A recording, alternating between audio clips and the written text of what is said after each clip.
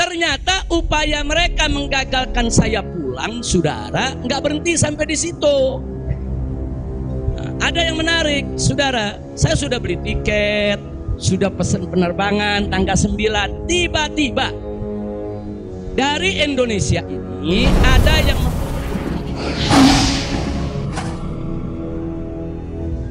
fa nas'alullah subhanahu wa ta'ala ayyahdiyana ila siratikal mustaqim wa yaj'alana minal muttaqin wa yudkhilana jannatahu jannatan na'im, amin ya rabbal alamin. Segala puji kita panjatkan bagi Allah Jalla Jalaluh. Saya bersyukur sekali kepada Allah, sangat berbahagia pada hari ini akhirnya saya sekeluarga bisa kembali pulang ke rumah. Alhamdulillahirabbil alamin. Dan saya juga mengucapkan terima kasih secara khusus kepada pengurus Dewan Pimpinan Luar Negeri Front Pembela Islam Saudi Arabia. Beberapa pengurusnya ikut dengan saya pada hari ini.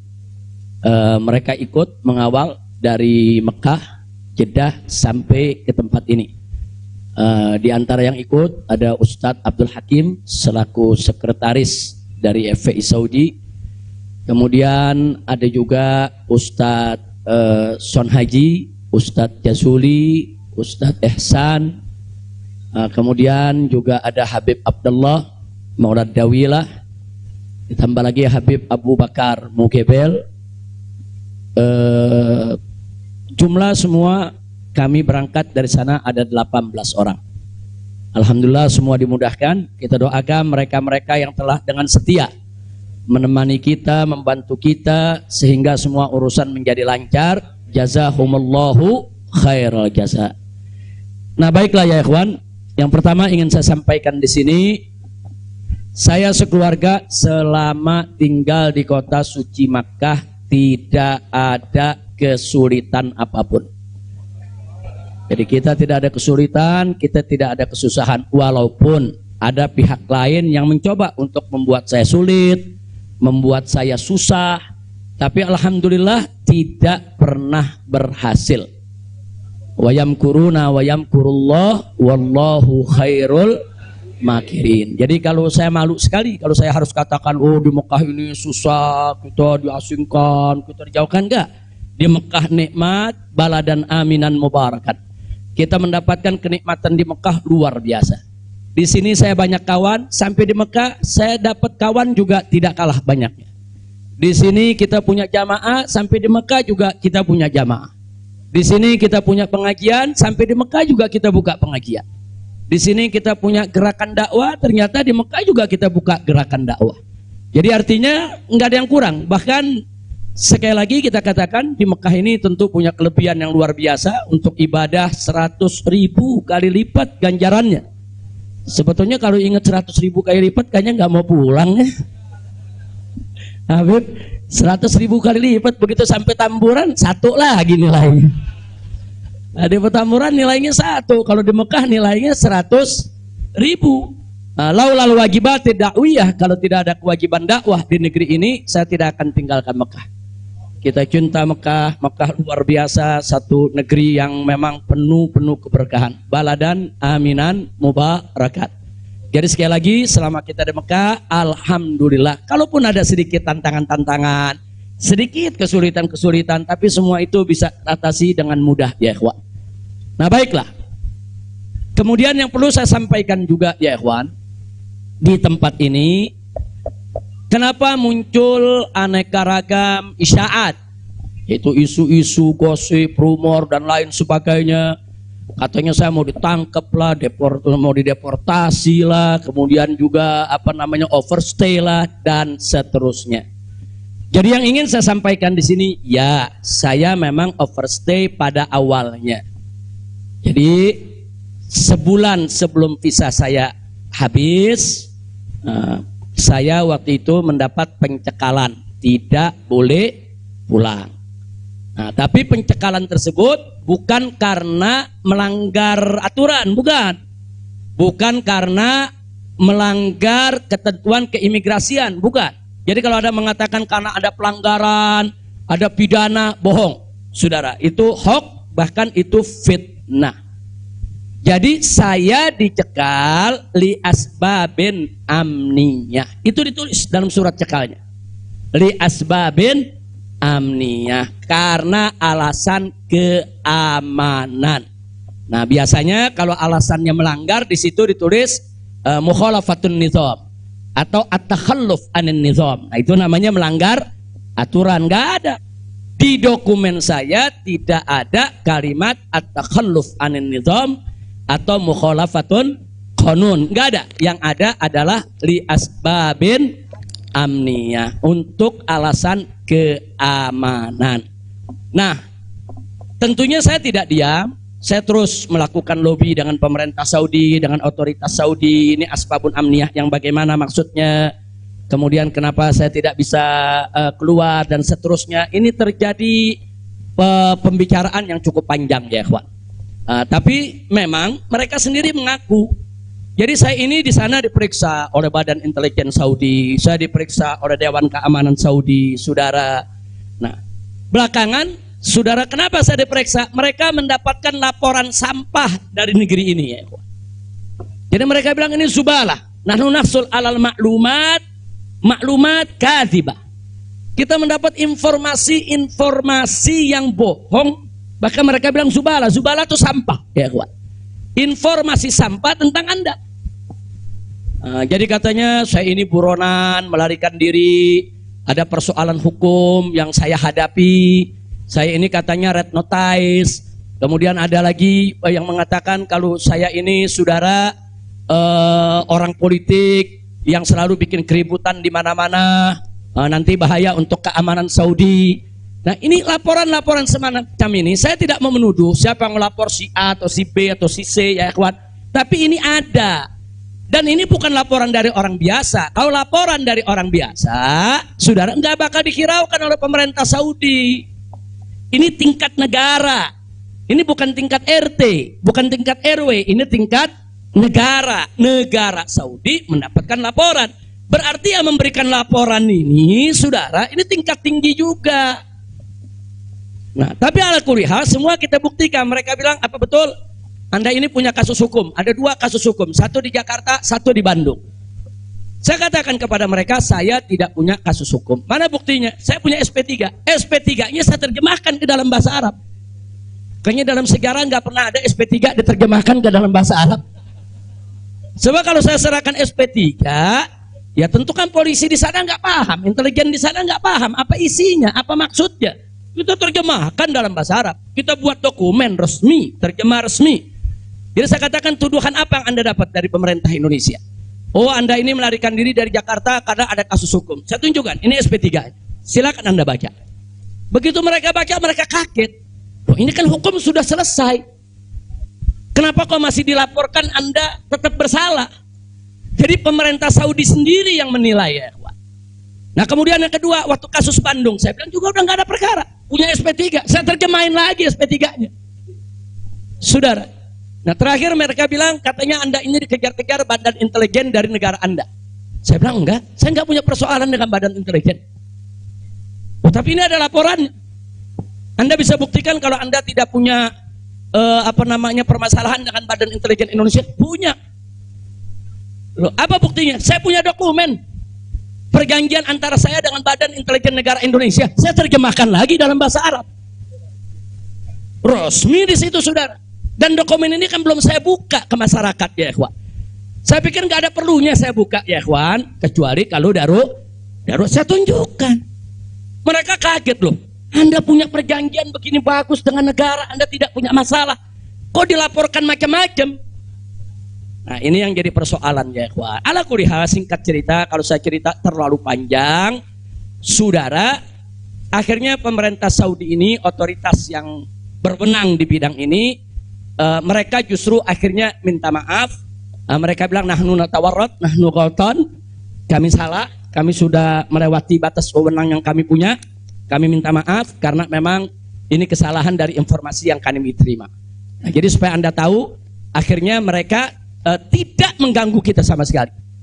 Nah, bahkan terakhir bukan lagi persoalan bayang safar, jangan kita deportasi. Saya ditawarkan, Habib, Anda mau pulang besok ke Indonesia atau Anda mau tinggal di sini selamanya? Silakan.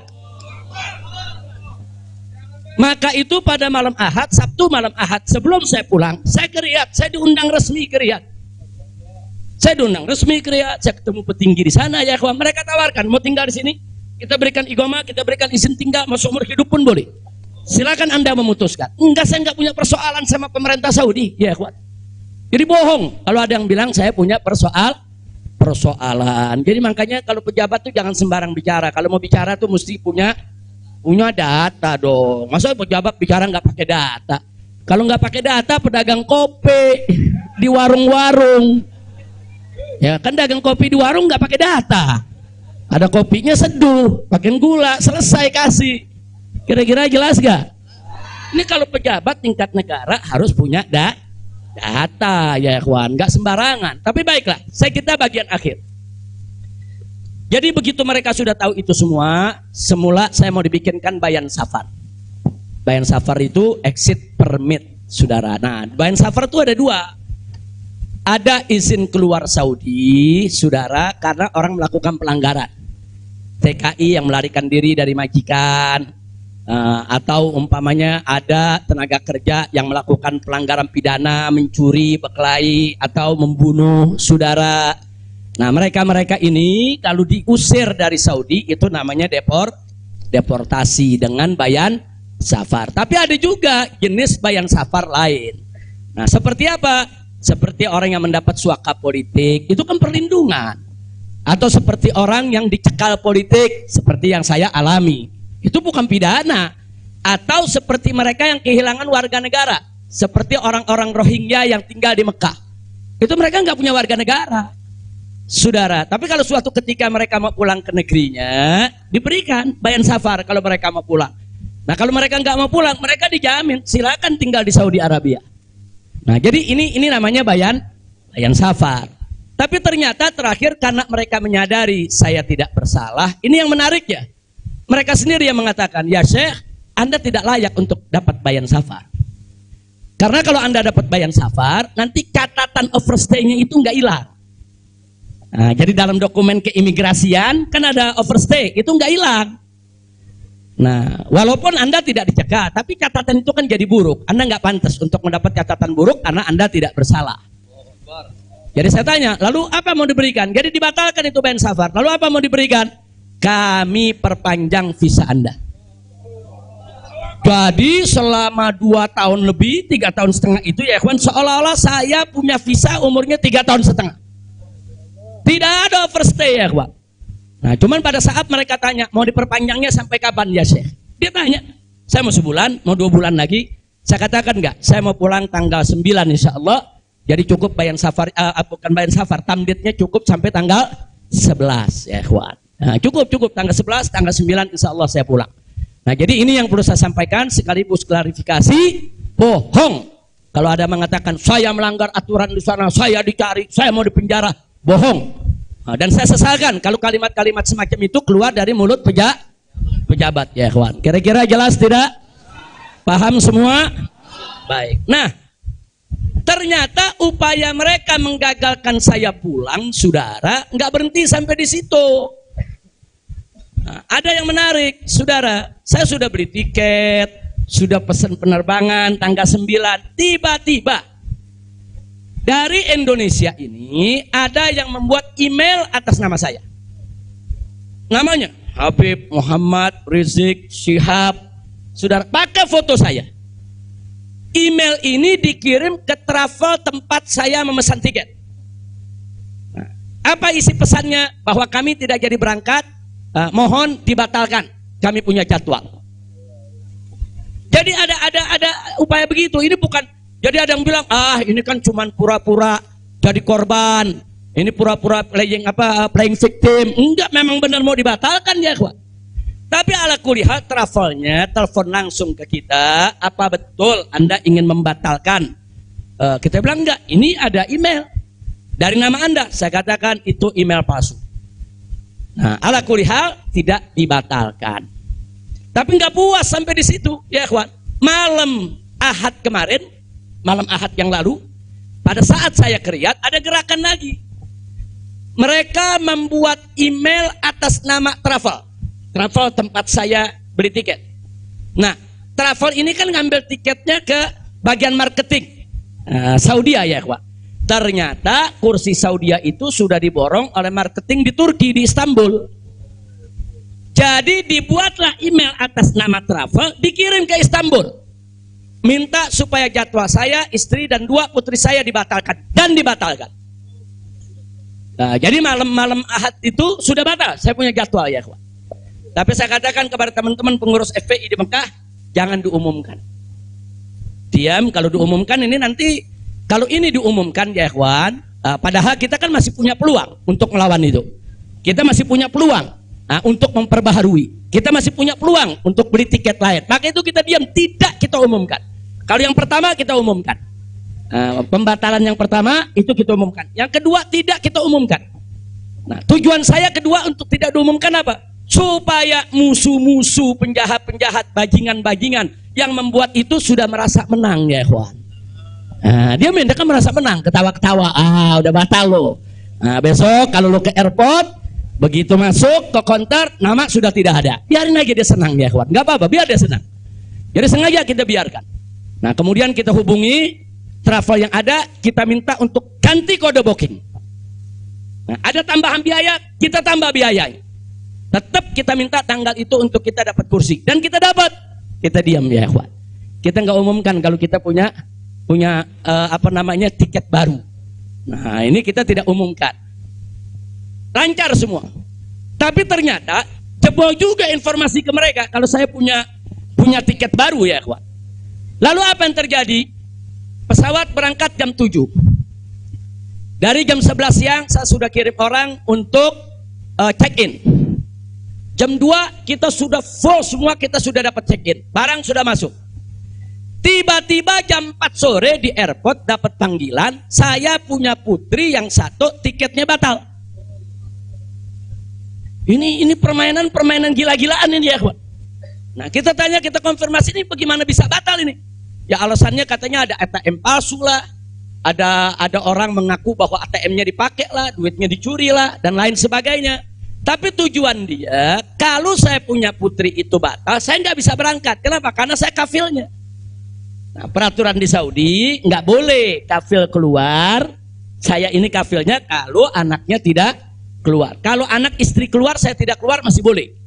Tapi kalau saya keluar, sementara anak istri tidak keluar, nggak boleh. Itu peraturan di Saudi. Jadi sekarang dia batalkan satu supaya saya nggak ikut berangkat ya, ikhwan. Nah, jadi ini terjadi. Nah, jam 4 sore itu kita berkutat. Tapi alhamdulillah, saudara, otoritas Saudi bantu kita. Mereka juga kaget-kaget. Oh, ini ada apa ini? Kok pembatalan bisa begini? Mereka nggak pernah alami ini semua ya, ikhwan. Nah, akhirnya jam 5 sore semua bisa teratasi. Jam 6 sore kita sudah masuk ke ruang tunggu dan jam 7 kita sudah bisa berangkat. Alhamdulillah. Nah, di sini yang saya ingin sampaikan ya, ikhwan. Kalau Allah sudah menentukan kita pulang, mau kekuatan apapun yang mencoba untuk menghalangi tidak akan pernah mampu untuk melawan kehendak Allah. Alhamdulillah. Dan Nabi sudah mengingatkan kita, saudara.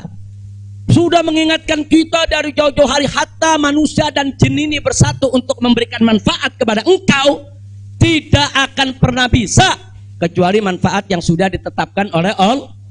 Begitu juga saudara, manusia dan jin rame-rame bersatu untuk mencelakakanmu. Saudara, tidak akan pernah kamu bisa celaka kecuali sesuatu yang sudah ditetapkan oleh Allah. Maka itu saya mengajak semua di sini belajar dari ini semua.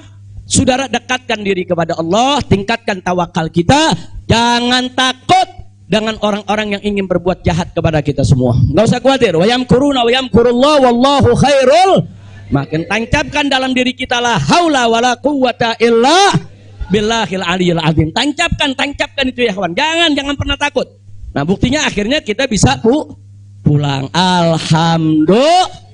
Hada min fadli rabbi liyabluwani ashkur am akfur ya kawan. Dan memang kemarin itu pada saat saya ke imigrasi Saudi, mereka juga bingung. Karena ini bukan urusan imigrasi, tapi ini otoritas keamanan nasional Saudi. Mereka bilang nggak pernah ada orang pakai bisa ziarah orang asing, bisa hidup 3,5 tahun di Saudi tanpa denda, tanpa blacklist.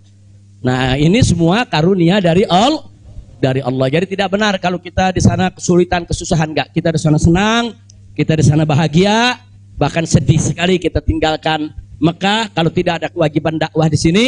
Sekali lagi saya katakan, saya tidak ingin meninggalkan Mekah. Di Mekah semua Allah ganti, lebih indah yang Allah ganti ya kawan. Saya di sana rezeki mengalir terus, makan, minum semua serba berkecukupan, dikit Allah tidak kurangi. Bahkan apa yang kita dapatkan di sana jauh lebih nikmat, lebih berkah ketimbang sebelum saya ke kota suci Makkah. Jadi sekali lagi, alhamdulillah, kalau kita berjuang di jalan Allah, percayalah Allah tidak akan pernah meninggalkan kita. Enggak, Allah enggak bakal tinggalin kita ya kawan. Dimanapun kita berada, Allah enggak bakal tinggalkan kita. Kalau kita berjuang untuk Allah, intan surullah yansurkum. Jika kamu ya ayyuhalladzina amanu, hai orang-orang yang beriman, intan surullah, jika kamu memenangkan Allah, membela Allah, berjuang untuk Allah, yansurkum, niscaya pasti Allah akan memenangkan kamu sekalian. Jadi jangan takut. Allah dengan caranya Allah punya kemauan ya kawan.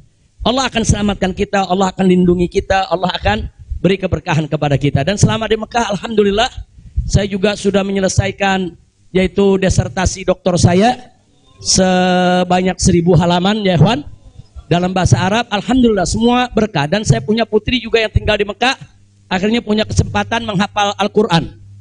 Akhirnya mereka sudah lebih dari 10 juz hafal Al-Quran. Ini semua yang di sini kita nggak dapat, di Mekah kita dapat. Alhamdulillah, setiap tahun kita bisa melaksanakan ibadah haji, setiap minggu kita bisa melaksanakan ibadah umroh, kita bisa iktikaf di masjid bebas. Saya bisa ke Madinah, ke Jeddah, ke Taif, ziarah ke mana-mana tempat, tidak pernah dilarang oleh otoritas Saudi. Jadi sekali lagi saya tandaskan, kalau ada mengatakan di sana saya nih kriminal, melanggar hukum, berurusan dengan hukum Saudi, bohong. Nah begitu, sekali lagi lewat forum ini saya ingin sampaikan terima kasih kepada pemerintah Saudi. Saya sampaikan terima kasih kepada pemerintah Saudi dan apresiasi yang tinggi, di mana selama keberadaan saya 3,5 tahun di sana, mereka telah memperlakukan saya secara baik. Kemudian mereka telah memberikan segala kemudahan. Jazahumullahu khairal jaza. Ya kita yang baik kita apresiasi, yang tidak baik kita kritisi. Nah jadi kalau ada mengatakan Habib kok terima kasihnya sama pemerintah Saudi aja, pemerintah Indonesia bagaimana? Ya baik dulu dong. Kalau baik nanti kita terima kasih. Kira-kira betul gak? Betul gak? Kalau pemerintah baik wajib gak terima kasih? Wajib, kita apresiasi. Kok Habib belum terima kasih? Ya belum baik. Tunggu baik dulu. Kalau baik kita terima kasih. Kayak kemarin Pak Mahfud mengumumkan yang mau jemput silakan. Nah baik gak tuh? Kita terima kasih. Terima kasih Pak Mahfud. Umat akhirnya diizinkan untuk menjemput. Alhamdulillah. Tapi pada saat Pak Mahfud bilang Habib Rizik ini deportasi kriminal, itu baik apa enggak? Enggak terima kasih. Jadi kita objektif aja. Yang baik kita terima kasih, yang enggak baik kita luruskan. Insya Allah. Nah ini yang saya mau sampaikan semua. Jadi tenang-tenang saja, biarkan nanti beri kesempatan saya supaya istirahat dulu. Ya ikhwan, insya Allah nanti kita dakwah lagi, kita keliling lagi, bikin pengajian lagi. Mudah-mudahan Allah Subhanahu wa taala memudahkan segala urusan kita. Jadi di sini saya mau tandaskan sebelum saya akhiri, sekali lagi kita yang ada di sini, habaib ulama, sekali lagi kita bukan musuh pemerintah. Kita bukan musuh negara. Kita bukan musuh tentara. Kita bukan musuh polisi, kita musuh kezaliman, kita musuh kecurangan, kita musuh kemunafikan, kita musuh segala kejahatan. Betul? Betul? Nggak ada kompromi saudara. Melawan kezaliman, kemunafikan, kejahatan, tidak ada kompromi. Kalau ada mengatakan Habib Rizik, bisakah ke depan ini kita melakukan rekonsiliasi? Saya katakan sekali lagi, rekonsiliasi hanya bisa berdiri atas dasar niat dan tekad yang baik ya kawan. Tapi kalau rekonsiliasi berdiri atas dasar kecurangan, kezaliman, kejahatan, saudara, tidak mungkin. Tidak ada rekonsiliasi saudara. Tidak ada rekonsiliasi saudara kalau kezaliman dibiarkan. Kira-kira jelas tidak? Takbir. Nah, jadi selama pemerintah baik, kita akan apresiasi, kita akan terima kasih. Tapi kalau mereka membuat aturan-aturan yang merugikan rakyat, yang merusak agama, saudara, yang menghancurkan akhlak, wajib untuk kita lawan. Tidak boleh kita diam, ya ikhwan. Takbir, takbir. Siap revolusi akhlak? Shallu ala nabi. Itu yang saya mau sampaikan. Jadi sekali lagi, jadi jangan nanti dipelintir-pelintir. Kita ini musuh negara lah, musuh pemerintah lah, musuh menteri. Enggak ada. Loh, kita enggak bersaing untuk nyari jabatan kok, ya ikhwan. Enggak, kita enggak nyari jabatan. Kita bukan orang partai, kita bukan pejabat, kita bukan anggota DPR. Enggak, kita hanya menginginkan negara ini baik. Nah, ayo kita hijrah minad dzulumati ilan nur. Kita hijrah minal maksiyah ilat ta'ah. Kita hijrah minal khabith ilat thayyib. Kita hijrah dong minas sayyiat ilal hasanat. Kita hijrah, ya ikhwan. Nah, yang ada di sini pun juga wajib melakukan revolusi akhlak. Bagaimana revolusi akhlak? Kalau akhlak kita kemarin kurang baik, ayo kita perbaiki ke depan. Kalau akhlak kita kemarin alhamdulillah sudah baik, ayo kita tingkatkan lagi agar akhlak kita lebih baik. Insya Allah. Ini dengar kata revolusi, wah udah kalang kabut lagi, ya ikhwan. Revolusi itu perubahan drastis. Revolusi itu maknanya perubahan drastis dan mendasar. Nah, jadi kalau perubahan drastis itu kemarin masih tukang bohong, hari ini langsung drastis, dia nggak mau bohong lagi. Nah, itu namanya revolusi. Tapi kalau kemarin tukang bohong, sekarang yang ngebohongnya dikurangin dikit-dikit, itu bukan revolusi. Nah, kalau ngebohongnya dikurangin dikit-dikit bukan revolusi. Itu langsung. Kemarin gak sholat, saudara, mulai hari ini sholat dan seterusnya, itu namanya revolusi. Nah, kemarin suka ngebohong, nah, tahu-tahu sekarang tidak mau ngebohong lagi, itu revolusi. Kira-kira jelas gak? Jadi revolusi itu perubahan drastis dan mendasar. Jadi jangan pikir revolusi itu pakai senjata, bunuh-bunuhan, potong-potongan. Siapa yang bilang begitu, ya ikhwan? Nah, lalu kenapa dipilih kata revolusi akhlak?